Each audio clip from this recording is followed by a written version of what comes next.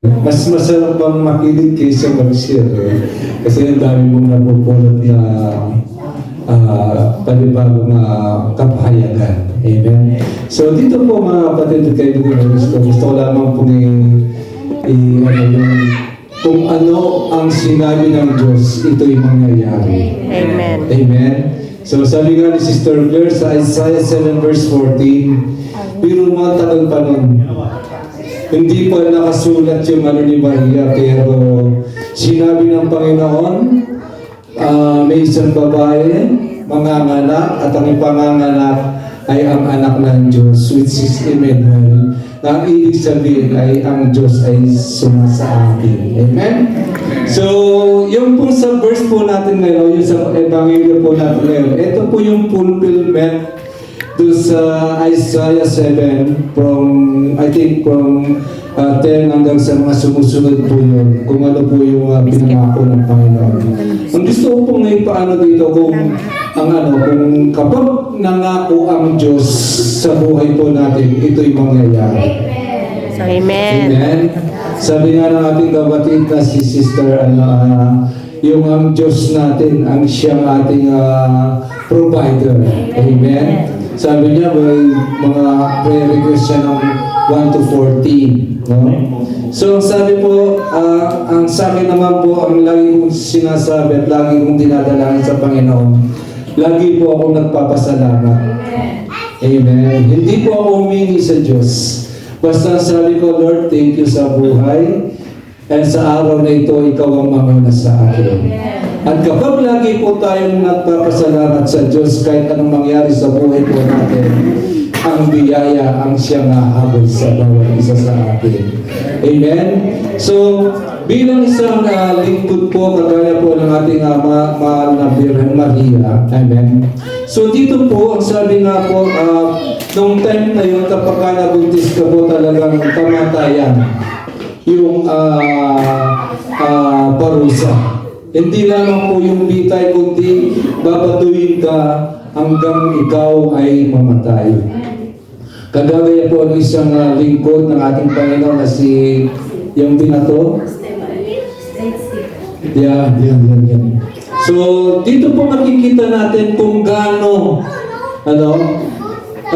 katapang yung ating mahal na Birhen Maria.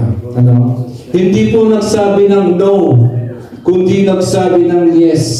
Amen. Alam niya yung kanyang dadaanan.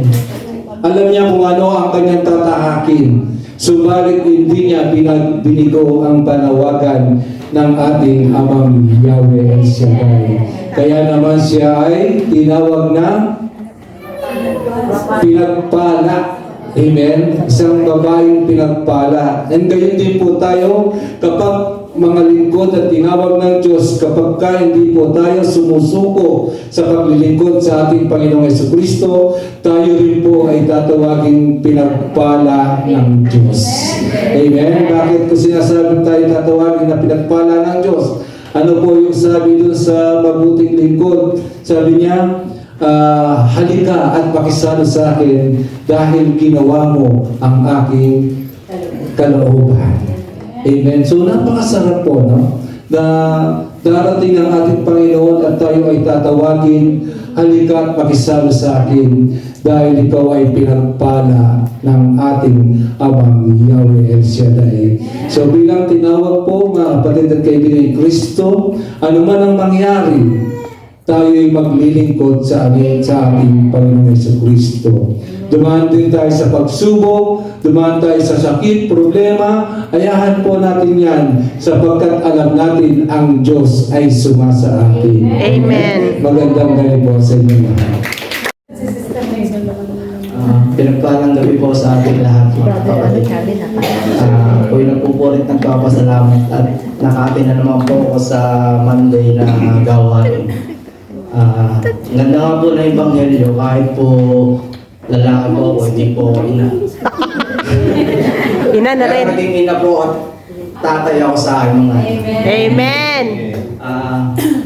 Ganda po ng Ebanghelyo dahil tunay nga po na bakit po napili ng ating Panginoon sa Nazareth pa na piliin niya yung magiging tagapagligtas na sanlibutan ng ating Panginoong Yesus. Amen? Ito pong Nazareth, hindi ko siya kilalang lugar, saka po parang masasama po yung tao dito. Kasi kung maalala niyo po sa John 1:45 to 46 po, di ba? Na sinabi po ni Felipe kay Nathanael na natagpuan na nilang ang Mesiyas, ang ating Panginoon. Ano po sabi ni Nathanael? Meron bang mabuti na manggagaling sa Nazareth? Amen? At tunay nga po ang Panginoon, talaga pag pinili niya po, talagang hindi siya, wala pong makakatanggi dahil niloob na ng Panginoon na siya na po yung talaga yung magiging nanay ng ating Panginoong Jesus at magiging tagapagligtas. Amen? At dito rin po makikita natin sa Ebanghelyo yung conversation din nung angel na tunay nga po na hindi naman po agad umuo ang ating Inang Maria dahil nagulungan din siya dahil sabi niya po sa akin paano siya magbubuntis sa isa pa siyang birhen. Pero sabi po ng Anghel Gabriel sa kanya, huwag kang matakot, kasama mo ang Diyos. Amen? At yun na lang po pinangawakan ng ating Inang Maria. At yun, naganap po yung sinulat po ni Moises sa kasulatan na mabubuntis, manganganak, at ang magiging anak ay ang ating Panginoong Hesukristo. Amen? Kaya hanggang dito na lang po at parang may makapag-share pa pong iba. Salamat sa Diyos. Lahat po mangyari ang naisin ng ating Panginoon. Siguro po, bibigyan ko lang po ng diin yung authority ng ating Diyos sa ating lahat. Ibig pong sabihin, ang kapangyarihan po ng ating Panginoon ay walang hanggan. Hindi mangyayari kapag siya po ang binigyan natin ng authority. Kasi ang nangyayari po, nandiyan po lagi ang ating Panginoon pero hindi po natin siya inaalaw. Yung authority ng Panginoon over po sa atin ay walang hanggan. Hindi ho dapat natin, lagi ho natin tandaan na wala hong ibang magbibigay ng biyaya sa atin kung hindi ang ating Panginoon. Wala hong ibang, lahat po ng miracles na hinihiling natin ay mangyayari din po sa ating lahat kung bibigyan lang po natin at iaalaw ang ating sarili na tanggapin po siya at lahat po nun ng naisin natin ay magagalang po. Yun lamang po. Tumama sa grupo rito. Lahat sila tumatayo. Nandito na ako eh. Then, napakaganda po. I-share ko lang po yung magandang message ng Bible kung saan nakatutok ako. Sabi niya, excuse me po. Ang sabi niya is, I am the handmaid of the Lord. Be it done to me according to your word. Diba? So, ibig sabihin nun, ipinapanganak pa lang si Maria, meron ng itinadhana ang Diyos na gampanin niya. Na? At ako'y naniniwala rin na lahat tayo ay katulad ni Maria. Mayroon ng nakaatang na gampanin ang Diyos para sa bawat isa sa atin. Amen? Ang problema lang po, yung iba sa atin, pagka nagpadala ang Diyos ng anghel sa kanya at i-offer yung nakalaang fasting niya para sa Lord, ay tumatanggi. Kaya may mga pagkakataong napapariwara tayo sa ating buhay. Ano yung bang, kasi hindi natin sinusunod yung kalooban ng Diyos para sa atin. Dumalo ako sa English Mass at na ang responsorial sabi sa when you hear His voice, harden not your heart. When you hear His voice, harden not your heart. So, ako ba't kaya hindi yung sinasabi sa Tagalog? Ang pangit naman siguro sa Tagalog siguro kung nakarinig mo ang kanyang tawag, pusong bato. Huwag magpusong bato, di ba? Hindi. Pero ang message ko lang po, ang message ko doon is pagka tayo, pinadala ng Diyos ang kanyang anghel para sa atin upang tumugon sa kanyang panawagan, ay kailangan natin gayahin si Maria. Ang ating sinasabi, ako ay lingkod ng Diyos, mangyari nawa ang nais ng Diyos para sa atin. Kaya tayo nagkakaroon ng isang buhay na ganap at kasaya-saya kasi tayo ay sumusunod sa ating Panginoon nung siya ay tumawag sa atin. Kinalimutan natin ang ating sarili at tumugon tayo sa kanyang panawagan. Kaya nandito tayo. Amen? Alam ko kaya nandito tayo lagi kasi tumatanggap tayo ng pagpapala sa Diyos dahil sa pagtugon natin sa Kanya. Amen? So yun po, magandang gabi po sa inyo. Purihin natin ang ating Panginoon. Alam niyo po talaga, itong gabi na to para sa ating mahal na Birhen Maria. Dahil ito po yung happy birthday ng ating Mama Mary. No? So lahat po tayo talagang dapat magpasalamat po sa ating ina dahil lahat po ng ina talaga, mahal na mahal nila po yung kanilang mga anak. Totoo po yan. Wala pong ina na hindi niya minahal ang kanyang anak. Subalit mas mahal po tayo ng Diyos. Dahil ipinagkaloob niya ang ating ina para magkaroon po tayo ng tunay na salvation. Kasi kung ating isipin po, ito po yung talaga yung plano ng Diyos noong pa. Nung nagkasal ang tao, ang gusto ng Panginoon, maibalik niya yung tao sa kanyang piling.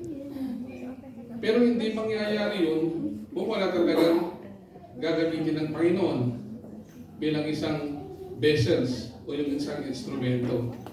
Amen? Sapagkat nung nagkasala ang tao, nagkalayo tayo sa Diyos. Malayo talaga, layo. Diba dati, kailangan merong magdadasal para sa atin upang makalapit sa tambalan ng Diyos. Kasi hindi ka makakalapit doon kung hindi ka pinili ng Diyos bilang isang Levita. Tandaan niyo po yun. Sila ang pwedeng lumapit doon sa dambana. Dahil lahat ng tao ay tinuring na makasalanan. Time na yun. Subalit yun, napaganda po nung ang nangyari sa atin yun dahil tayo, nakakatawag na tayo sa ating Panginoon direkta dahil sa tulong po ng ating mahal na ina, di po ba? So yun po ay ang kagandahan loob ng ating Panginoon. Dahil ang plano ng Diyos talaga, magkasama ang tao at saka ang Diyos. Sapagkat kung tatandaan nyo, ito yung sinabi ng ating Panginoon, lalalang tayo ng tao sa magitan ng ating imahe, kawangis po natin sila. Sapagkat binitaw ng Diyos ang salitang yun, hindi niya pinabayan ng tao na malulong sa kasalanan at mamatay habang buhay. Kundi gumawa siya rin ng paraan, siya rin ang gumawa ng paraan. Amen? Para ibalik niya ang tao sa kanyang piling. So ano pong nangyari? Pumili siya talaga na magiging ina ng ating Panginoon. At yan po ang ating si Mama Mary. Amen? Tingnan niyo po, sa lahat ng ginawa ng Diyos, sabi niya, may maglilihit. Sabi ng kapatid sa Brother John, sabi niya, may maglilihising isang dalaga at tatawagin ang kanyang anak bilang isang Emmanuel. Amen? Sino po yung sinasabi niya? Yun po si Mama Mary. Pero ang magandang nangyari po sa buhay ni Mama Mary, bagamat siya isang ordinaryong tao, amen? Mayroon po siyang malaking pananampalataya. He has the faith and trust to the Lord.